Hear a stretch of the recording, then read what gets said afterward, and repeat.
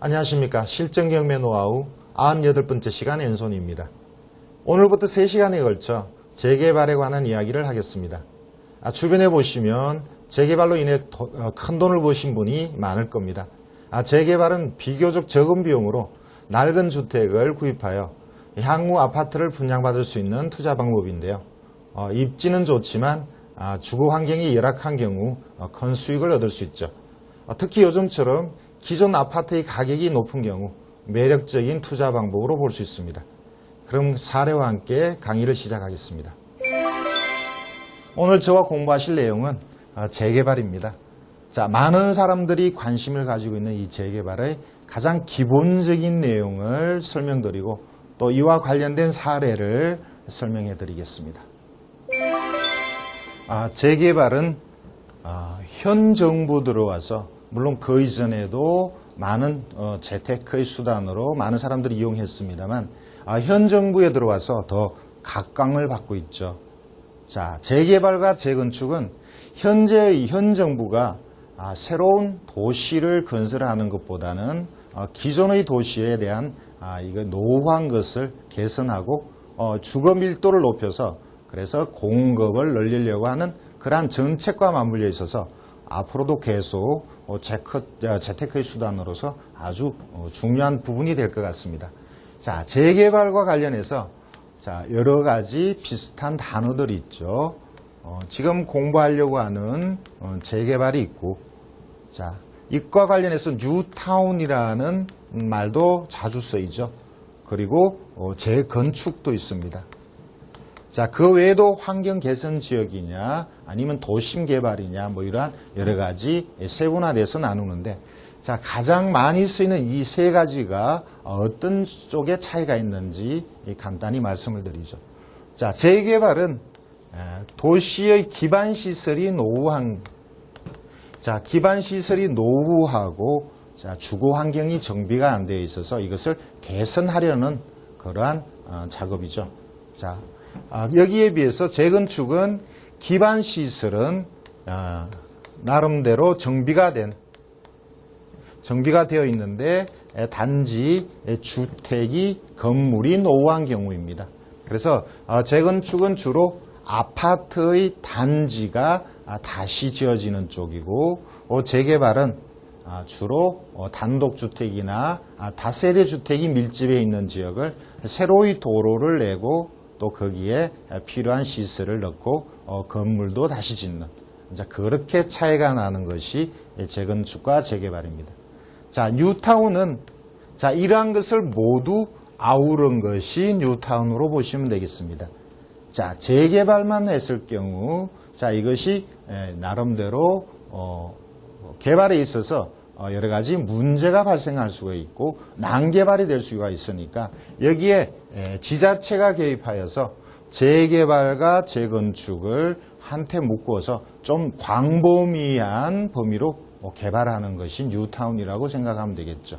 여기에는 중심에는 상업시설도 들어가고 그 배후에는 또 주거가 있는 그러한 형태가 되니까 이것을 뉴타운이라고 명명을 했습니다. 재개발, 재건축, 뉴타운은 짧은 시간 2강, 3강 정도에서 모두 이것을 설명드리기는 어렵습니다. 그리고 또 솔직히 말씀드리면 제가 재개발이나 재건축 쪽의 전문가는 아닙니다. 그래서 기본적으로 재개발을 위주로 해서 말씀을 드리고 이것과 경매와 연관해서 실제 사례들을 말씀드리는 정도로 강의를 하겠습니다. 여러분들이 재개발을 통해서 수익을 충분히 내시고 또 많은 경쟁자와 이것을 다툼을 하시려면 결국 재개발에 대해서 좀 더 깊이 있는 공부가 필요하다고 말씀드립니다. 오늘 제가 드리는 말씀은 재개발에 있어서 아주 기본적인 것 그리고 이것이 경매와 연관해서 어떻게 수익을 낼 건가 이 정도 선에서 말씀을 드리겠습니다. 재개발에 있어서 유의하셔야 될 게 몇 가지가 있습니다. 아주 중요하고도 기본적인 내용입니다. 재개발은 주택과 토지와 이 두 개의 소유자 모두가 분양의 자격이 있습니다. 재건축의 경우는 주택을 가지고 있고 재건축의 경우는 주택과 토지가 모두 가지고 있어야 여기서 조합원으로서의 자격이 주어지는데 재개발은 주택 토지를 별도로 가지고 있다 하더라도 예를 들어서 토지는 내 것이 아닌데 주택만 내 소유다. 자, 이런 경우도 조합원으로서의 자격을 갖고 있다는 거죠. 자, 그래서 재개발은 재건축보다 훨씬 더 폭넓게 조합원이 되고 분양 자격이 주어진다는 겁니다. 단 주택을 가지고 있을 경우에는 조합원으로의 자격을 얻는데 여러 제한이 없습니다만 토지만을 갖고 있을 때는 조합원으로의 자격이 일부 제한될 수 있다는 겁니다. 예를 들어서 90평방미터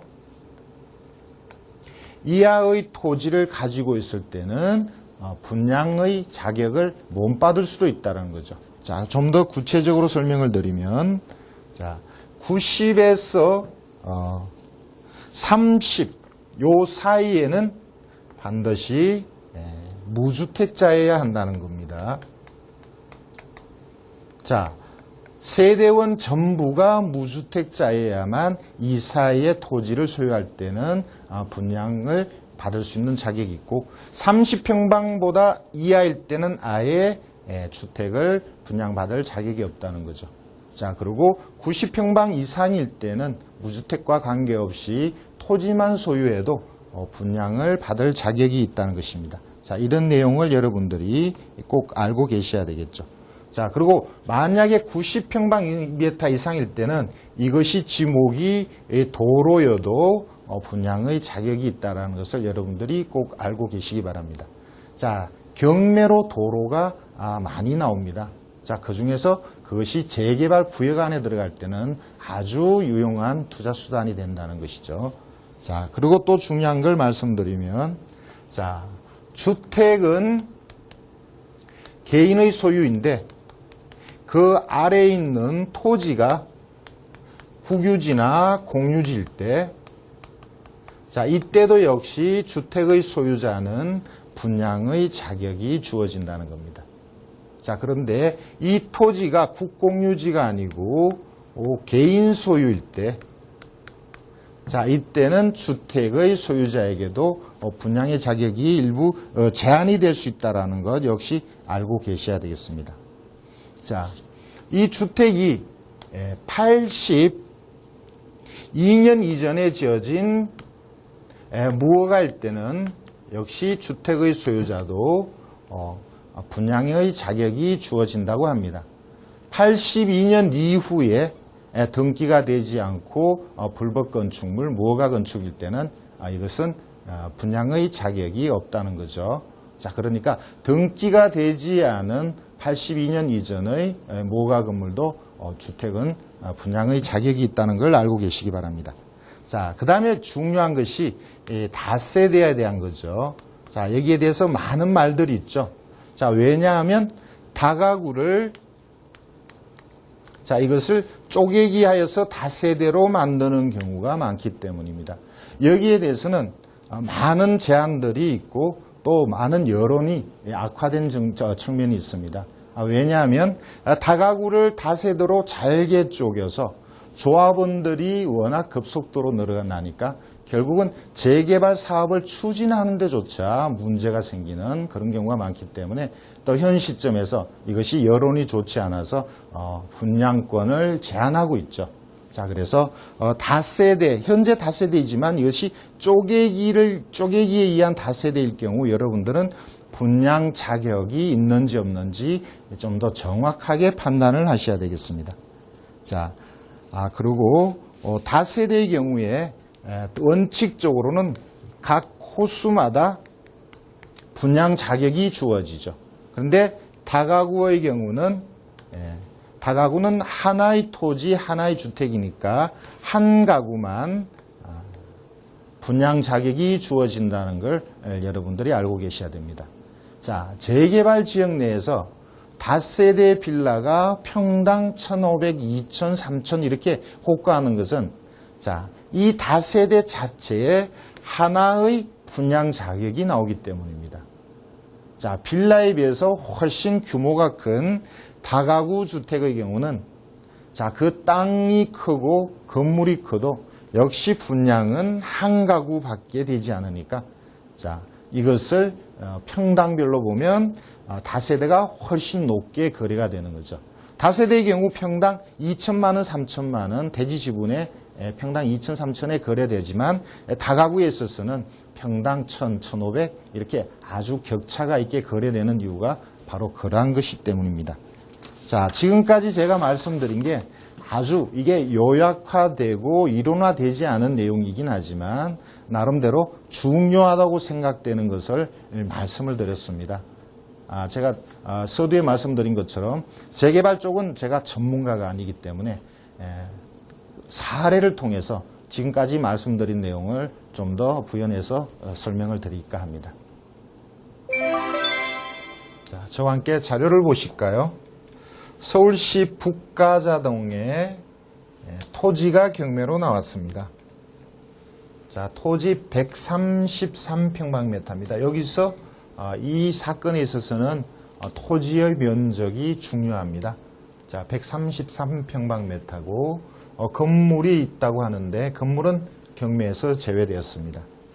자, 이것이 2006년도 11월에 9천만 원에 감정이 되었고 자, 이것이 1억 2,200만 원에 낙찰이 되었습니다. 자, 그런데 여기서 나온 이 경매 대상인 토지는 도로입니다. 자, 도로가 신권에 낙찰된 사례죠. 좀 특이하죠. 자, 그런데 이것이 재개발 뉴타운과 관련이 있기 때문에 자, 이렇게 되는 것이 가능한 겁니다. 그림을 좀 보죠.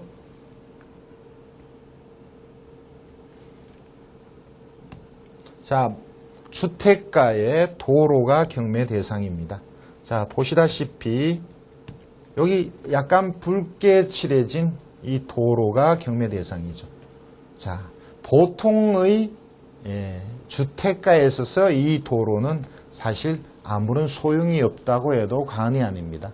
자, 다중이 이렇게 이용하는 이 도로의 소유권을 가지고 있다 해도 이것을 막거나 통행료를 요구할 수가 없죠. 자, 그런데 이것이 전체적으로 재개발에 들어갈 때는 그때는 이 도로의 소유권이 강력한 힘을 발휘합니다. 자, 자료를 다시 보죠. 전체적으로 세 필지입니다. 자, 그리고 아까 제가 면적이 중요하다고 말씀드렸는데 재개발 구역 간의 도로는 90평방미터 이상이 되어야 분양의 자격을 줍니다. 자, 여기서 이 토지는 90평방이 넘죠. 그래서 이 전체적 세 필지를 소유하는 사람은 분양의 자격을 가지니까 신권에 저렇게 높은 가격에 낙찰된 겁니다. 자, 여기 토지 이용 계획을 보면 서대문구 가자 뉴타운 사업지구에 속한다는 말이 나옵니다. 자, 뉴타운에 들어가니까 결국 재개발에 여러 가지 혜택을 받을 수 있다는 거죠. 자, 아래쪽의 내용을 좀 보죠. 자, 여기는 특별한 내용은 없습니다. 등기부상에 가압류가 있고 경매가 진행되는데 자, 낙찰되면 모두 깨끗이 정리가 되니까 아무런 문제가 없습니다. 자, 일부 여기 대지라고 돼 있는데 여기에 어떤 건물이 있는 게 아니고 이것이 사실상 도로 부지로 사용되고 실제 이것은 새로운 사업, 재개발이 시행될 때까지는 어떤 권리를 주장하지 않고 그냥 소유만 하고 있을 테니까 자, 이 대지거나 그 위에 실제 어떤 건물이 있거나 이것은 큰 문제가 되지 않죠. 자, 이러한 재개발과 관련한 도로가 분양 자격을 가진다라는 것은 지금은 많이 알려져 있었지만 최소한 2, 3년 전에는 그러한 내용을 모르는 분들이 많아서 초기에 투자했던 분들은 큰 수익을 올렸었습니다. 그러면 다음 사건을 볼까요? 그 사건을 보기 전에 방금 말씀드렸던 그 토지가 어디에 속하는지 그림으로 좀 보여드리죠. 자, 이 그림은 R2라는 전에 한번 소개해드린 적이 있습니다. 자, R2라는 인터넷 사이트고 이 사이트의 주소는 역시 한번 말씀을 드렸죠. 9114co.kr입니다. 자, 여러분들이 여기 들어가시면 자, 그 주소를 가지고 이 부동산이 재개발이나 뉴타운과 관련해서 해당이 되는지 안 되는지를 이 지도 검색을 활용해서 누구나 쉽게 알아낼 수가 있죠. 방금 그 도로가 북가자동의 도로가 여기 들어가니까 전체적으로 재개발 구역 안에 들어가는 거죠.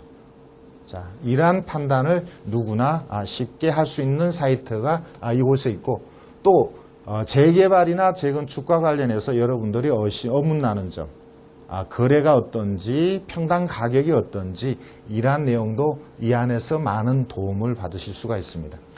자, 그러면 다음 사건을 볼까요? 서울특별시 장위동에 역시 도로가 경매로 나왔습니다. 자, 여기서도 면적이 중요하죠. 자, 면적이 90평방미터가 넘습니다. 자, 그러면 이것이 182평방이면 이것을 두 개로 쪼개면 어떤가? 자, 일정 시점 이후에 쪼개는 것은 새로운 분양 자격이 주어지지 않죠. 자, 그 이전에 쪼개졌다면 그것은 가능하겠지만 지금 와서 쪼개는 것은 이것은 새로운 분양 자격이 생기지가 않습니다.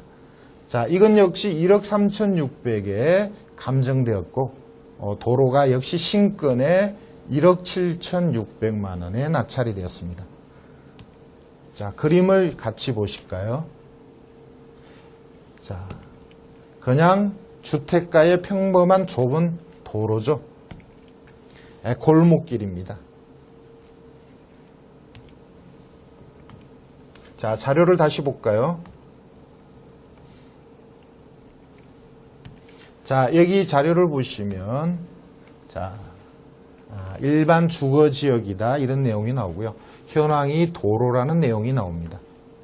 자, 등기부를 보면 소유자가 있고 건저당하고 경매를 신청한 자, 비교적 깨끗한 등기부가 되겠습니다. 낙찰되면 아무런 문제가 없는 걸로 바뀌죠. 자, 여기는 특별히 더 말씀드릴 게 없습니다. 그냥 주택가의 도로고 재개발 구역 안에 들어간다는 거죠. 자, 이와 관련해서 아까 보여드렸던 자, 인터넷 사이트, 재개발 관련 사이트의 그림을 같이 보실까요?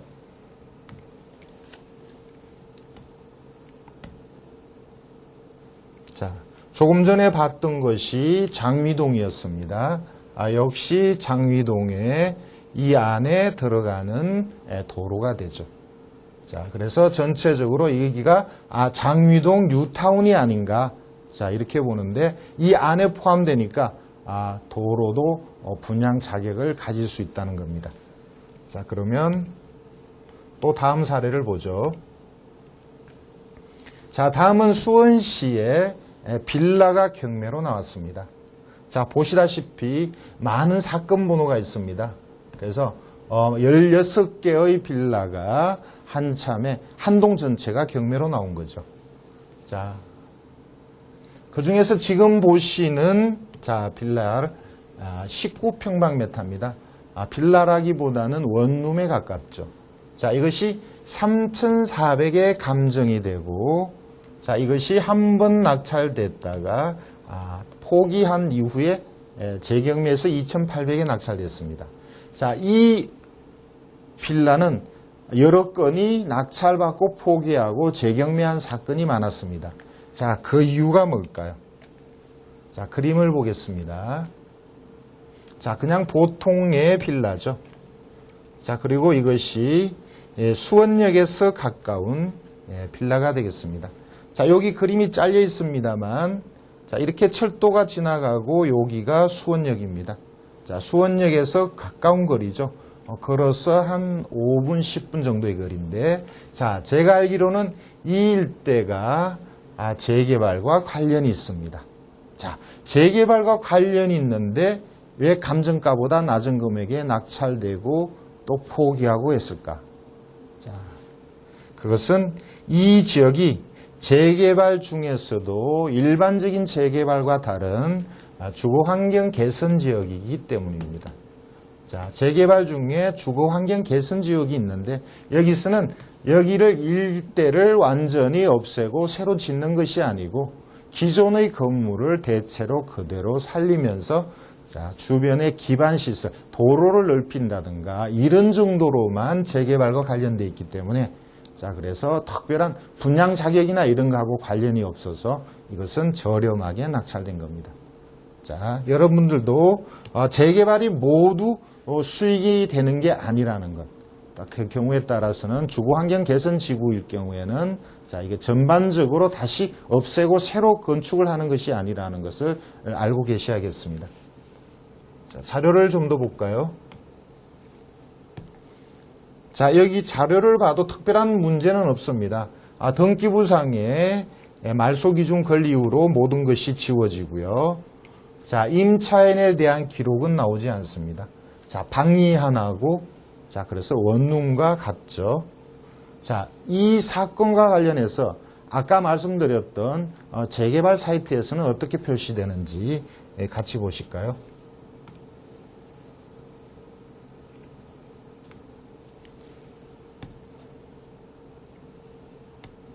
자, 이것이 아까 여러분에게 말씀드렸던 9114 co.kr 재개발 관련 사이트인데 말씀드린 대로 이쯤에 수원역이 있고요.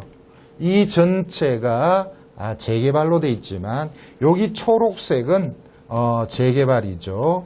그래서 전면적으로 모든 건물을 없애고 새로 건축을 하는데 자, 이쪽의 파란색은 아까 말씀드린 주거환경 개선지구에서 일부에 대해서만 건축을 새로 하고 대부분은 건축하지 않고 도로를 넓히는 정도 주거 환경만 그대로 좀 바꿔나가는 그런 쪽이기 때문에 특별한 수익을 기대하기 어렵다는 겁니다.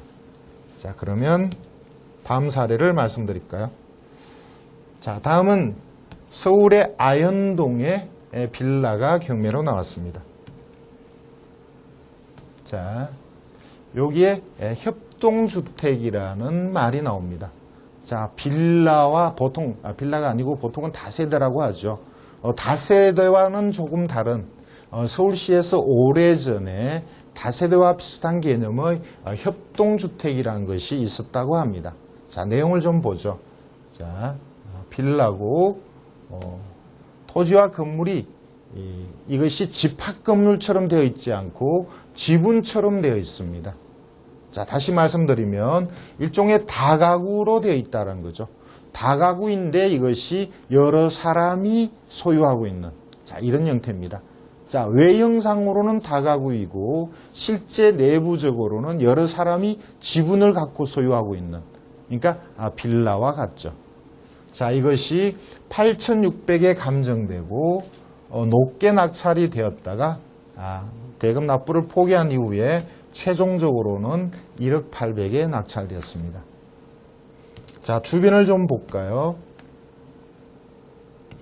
자, 여러분들도 지도를 보실 때, 자, 재개발에 들어간다, 안 들어간다는 아까 알려드린 그런 사이트를 통해서 확인하실 수가 있는데, 자, 그렇게 확인하기 전에도, 자, 이렇게 등기부가 아니고 지적도를 봤을 때, 자, 주변의 도로나 주택가가 이렇게 제대로 정비가 되지 않았다면, 자, 장래에는 이것이 재개발의 대상이 될 수밖에 없다.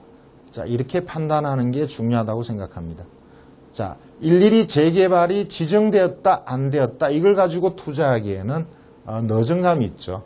여러분 스스로 이것이 장래에 재개발의 가능성이 있다는 것을 이러한 지적도를 보고, 자, 이러한 지적도들이 주변 환경이 어느 정도 낙후되어 있다는 것이 예상되면, 자, 이것도 장래에 있어서는 재개발로 나갈 것이다. 자, 이렇게 여러분이 생각을 하셔야 된다는 거죠. 자, 그러면 다시 자료를 볼까요? 자, 이것이 빌라라고 표현을 했지만, 자, 건물도 지분 형식으로 되어 있고요. 대지권은 여기서는 미등기로 되어 있는데 사실상 소유권을 가지고 있다라는 기록은 나옵니다. 자, 등기부를 볼까요? 자, 등기부를 보면 오래전 93년도에 여러 사람이 건물을 지분 형식으로 소유하고 있다라고 나와 있는 거죠. 자, 다시 말씀드리면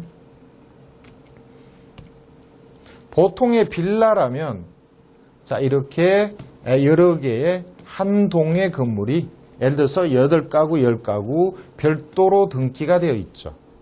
자, 보통 다가구 주택이라 그러면 자, 이게 전체적으로 한 사람 소유로 되어 있죠. 자, 그런데 지금 이 협동빌라는 이것과 이것의 중간 형태라는 거죠. 자, 등기상으로는 전체적으로 하나의 등기로 되어 있는데 이것을 여러 사람이 지분 형식으로 해서 사실상은 빌라처럼 각기 구분 소유를 하고 있다는 겁니다. 자, 그렇다면 이러한 문제가 과연 재개발을 했을 때 이 협동주택의 지분권을 가지고 있는 사람이 과연 분양의 자격이 있나 이거죠. 자, 여기에 대해서는 말들이 많습니다. 긍정적으로 보는 측면이 강하긴 합니다만 어쨌든 이것이 완전히 분할이 되지 않은 상태이기 때문에 분양의 자격에 대해서 논란이 있다고 합니다. 자, 여러분들이 만약 투자를 하신다면 좀 더 깊이 있게 판단을 하시고 투자를 결정하셔야 되겠죠. 자, 역시 이 사건도 재개발 구역 안에 들어가는지 그림을 보겠습니다.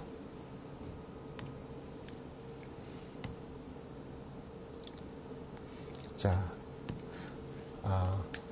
R2 사이트에서는 여기에 대해서 재개발 구역이라는 표시는 나옵니다. 자, 역시 재개발 구역이라는 표시는 나오는데 구체적으로 아현동 몇 구역에 들어가는지 뉴타운에 해당되는지 이런 것은 현지를 직접 방문하셔서 여러분들이 확인을 하셔야 되는데 지금으로 봐서는 재개발을 해야 될 그런 주거 상황이 될 것 같습니다. 자, 그러면 다음 사이트를 또 보죠. 다음 물건은 고양시의 주택이 경매로 나왔습니다. 자, 주택이 토지는 경매에서 제외되었습니다. 건물만 경매 대상으로 나왔습니다. 자, 건물만 8,900에 나왔었고요. 자, 최종적으로는 취하됐는데 제가 이 물건을 여러 번 답사를 했었습니다. 그리고 채무자와도 많은 대화를 나눴었습니다. 자, 이것이 좀 이따 보여드리겠습니다만 뉴타운에 포함되니까 재개발의 혜택을 그대로 받을 수 있습니다. 자, 건물은 개인 소유이고 토지는 아래쪽에 보여드리겠습니다만 국유지입니다. 자, 국유지인 토지에 건물이 있는데 재개발은 건물의 소유자에게 분양의 자격이 주어집니다. 자, 그래서 건물만 있어도 충분히 재개발해서 혜택을 누릴 수가 있는데 자, 재개발을 하게 되면 모든 토지를 수용하게 되죠. 자, 국유지인 것도 결국은 불화하게 되는데 그 국유지를 만약에 현재 소유자가 이것을 불화를 받게 되면 현재 소유자가 건물 소유자가 우선권이 있죠. 국유지를 불화를 받게 되면 대체적으로 저렴하게 불화를 받고 그것이 감정평가를 하면 이 가격이 가치가 많이 상승되죠. 그래서 여러 가지 유리한 조건이 됩니다. 자, 일반적으로 토지가 국유지이고 건물만 내수일 때는 사람들이 매입하기를 꺼려합니다. 물론 국유지를 불화만 받을 수 있다면 좋죠. 그런데 재개발에 있어서 국유지를 깔고 있는 건물은 많은 수익이 나옵니다. 그래서 이러한 것에 대해서 제가 경매 쪽으로 가서 낙찰받을 자신이 없어서 채무자와 직접 일반 매물로 거래를 하려고 했는데 가격 면에서 실패를 하고 다른 사람이 일반 매물로 이것을 취득하고 경매는 취하시킨 사건입니다. 자, 아래 사진을 좀 더 볼까요? 자, 뒤에는 아파트 단지가 있고요. 자, 여기가 제가 알기로는 전체적으로 뉴타운으로 들어가는 걸로 알고 있습니다.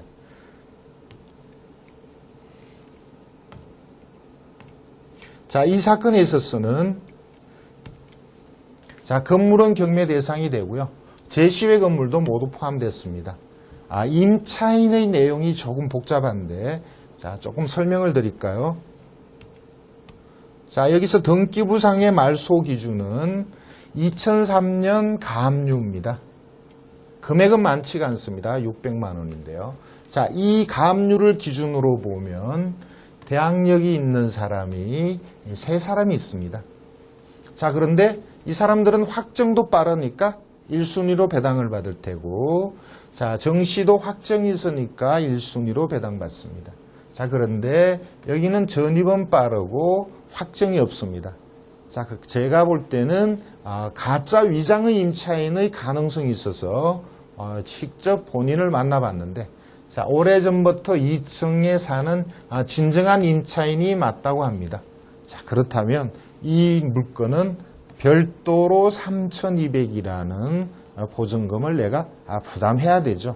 만약에 낙찰을 받는다면 3,200에 배당이 되지 않으니까 대항력 있는 임차인의 보증금을 낙찰자가 별도로 부담을 해야 됩니다. 자, 여기 아래쪽에 토지 등기부 아까 말씀드린 대로 이 토지는 산림청의 소유로 되어 있다는 거죠. 자, 그리고 매년마다 그 불화받은 상태는 아니죠. 토지에 대해서 치료를 지불해야 되는데 치료를 제대로 지불하지 않은 그런 상태에 있었습니다. 자, 그러면 이것도 역시 지도를 같이 한번 볼까요?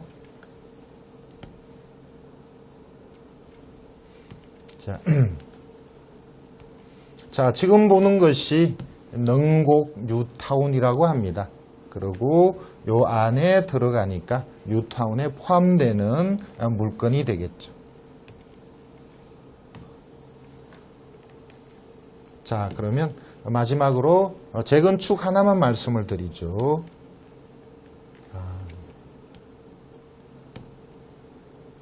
자, 여기에 이런 내용이 나옵니다. 이 경매 물건을 낙찰받았을 때 재건축 조합원의 자격을 승계하느냐. 자, 여기에 대해서는 재건축 조합의 자격을 승계하는 문제는 조합 설립 인가가 나기 전에 가능하다고 합니다. 투기 과열 지구에 있어서는 승계를 낙찰받아도 받지 못하고 이것은 청산 대상이 된다고 합니다. 그래서 경매로 나오는 재건축 아파트는 여러분들이 낙찰받아도 현금 청산될 때가 많다는 것을 알아두셔야 되겠습니다. 재개발은 여러분들이 매입하는 그 부동산이 분양 자격까지 주어지는지 판단하는 것이 가장 중요합니다.